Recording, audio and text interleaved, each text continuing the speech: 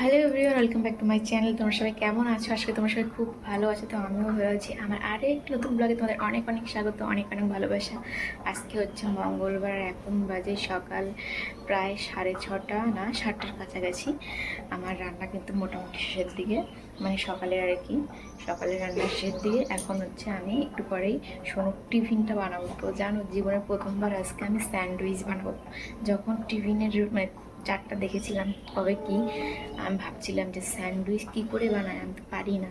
তারপরে ওই আর কি ইউটিউব দেখলাম, ইউটিউবে দেখে শিখে নিলাম। দেখি ও ডিম টোস্টের স্যান্ডউইচ মোটামুটি একই ব্যাপার, শুধু ডিম টোস্ট একটু সাদামাটা, স্যান্ডউইচটা অনেক কিছু দিলে একটু ভালো লাগে দেখতে। আর খেতে যাই না, কোনোদিন খাইনি। তো দেখা যাক আজকে সোনুর জন্য বানাবো কেমন হয়। আর দেখো আজকে ওয়েদারটা দেখে মনে হচ্ছে মেঘলা মেঘলা, পরে রোদ্দুর উঠে যাবে। তো চলো, আমার সকালের ব্যস্ত জীবন, বেশি টাইম নেই ভিডিওটা করার, কাজ আগে শেষ করি। সোনু আর সোনুর বাবা এখনও ঘুমিয়ে আছে, আর সোনু উঠলেই তো সোনু দুষ্টামি শুরু হয়ে যাবে, তাই না? তো ও ওঠার আগে সমস্ত কাজ করে নিলে আমার ভালো হয়।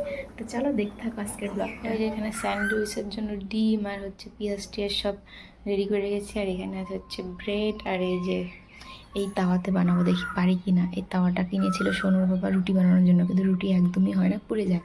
এখন দেখি এই কাজে লাগে কি না। দেখো সোনুর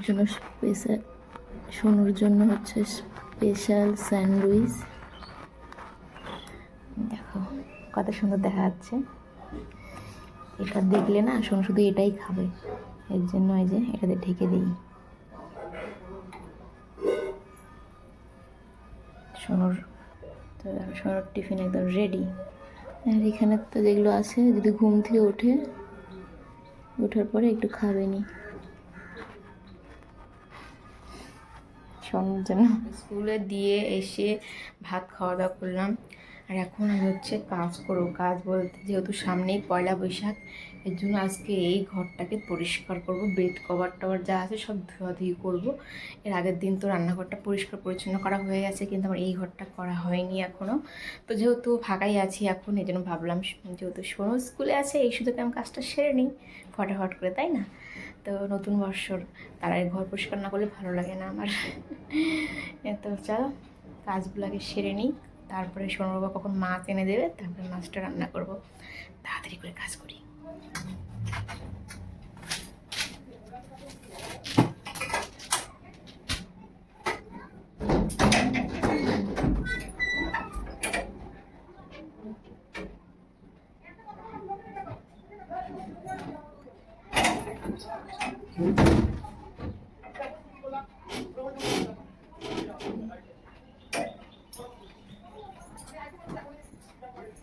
তো কাজ করি, কাজ ছাড়া উপায় নেই। সোনু আসার আগে তাড়াতাড়ি সব কাজ সেরে নিই, তাহলে সব থেকে ভালো হবে। পরে আবার স্নান করব।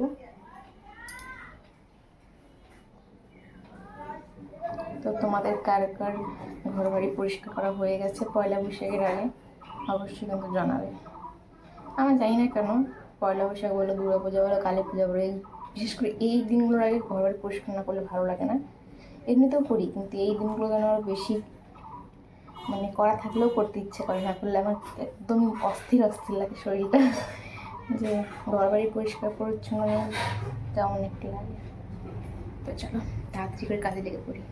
আমি তো টাটা, পরে আবার দেখা হচ্ছে। তো দেখো এই মাত্র স্নান করে এলাম, এখন বাজে হচ্ছে 11:40।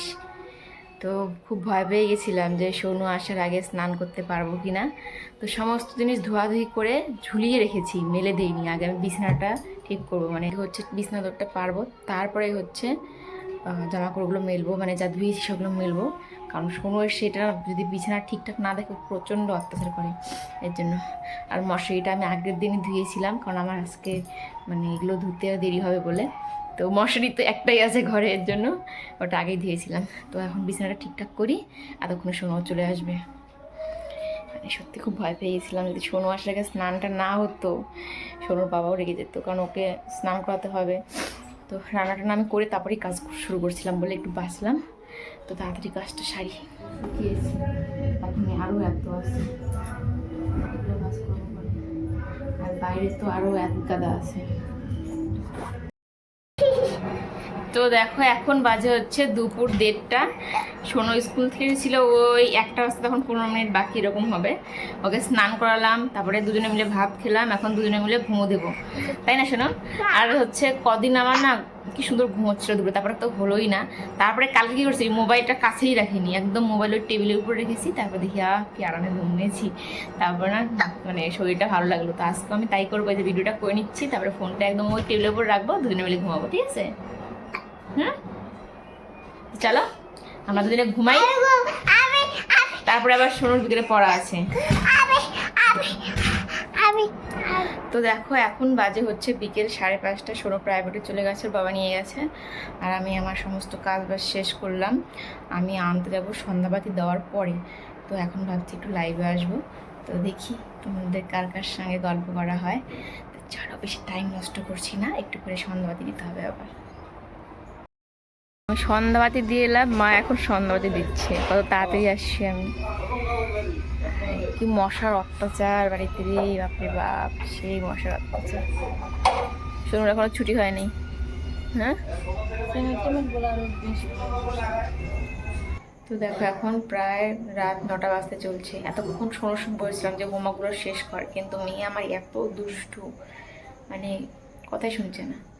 তো ভাবলাম থাক আমি রান্না করে আসি, সবজিগুলো সব কেটে করে রেডি করে রাখি, তারপরে যা আবার ওকে ধরবো।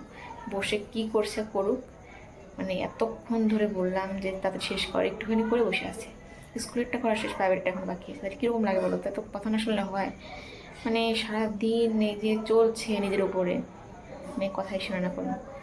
এ তো বাড়ির আশেপাশে পুজো হচ্ছে, সারাক্ষণ বাজনা বেজেই চলছে। তো এখন এই কাজ শেষ করি।